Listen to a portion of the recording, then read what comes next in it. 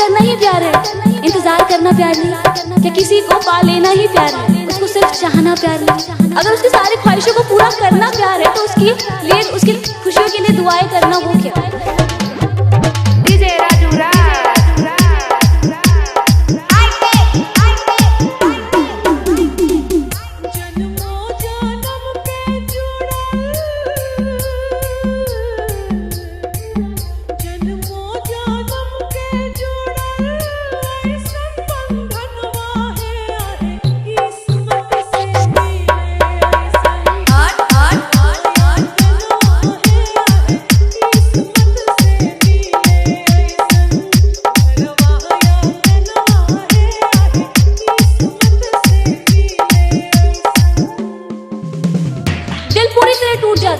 दिल पूरी तरह टूट जाता है, हम खुद से ही रूठ से जाते हैं, पर फिर भी हम अपने दिल को उसको मनाने से रोक नहीं पाते। वो आशिक भी ना कितना डेयरिंग होता है। डीजे राजू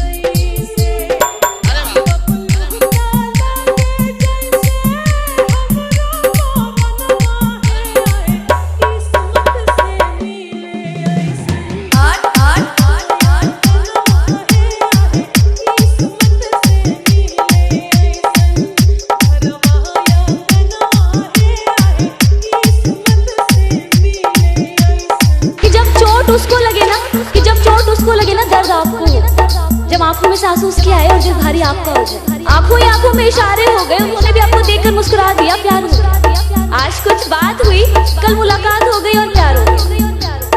नहीं यार, वक्त लगता है प्यार होने में। ये 2-4 मुलाकातों में बात नहीं बनती, समय लगता है किसी को समझने। और प्यार करना ही अपने आप में बहुत बड़ी बात है। और अगर एक तरफा हो ना तो फियर फैक्टर, खतरों के खिलाड़ी।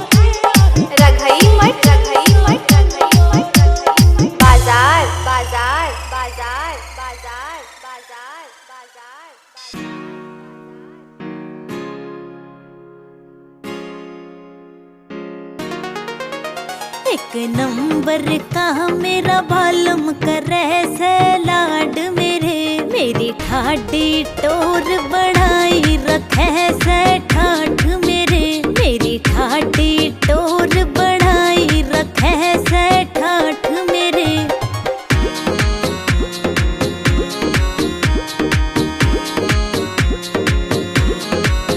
मने रोज घुमावण लेके जावे होटल में वो डिनर करावे, रोज घुमावण लेके जावे होटल में वो डिनर करावे, शॉपिंग भी करवावे है, खुल गए भाग मेरे, मेरी ठाडी टोर बढ़ाई रखे से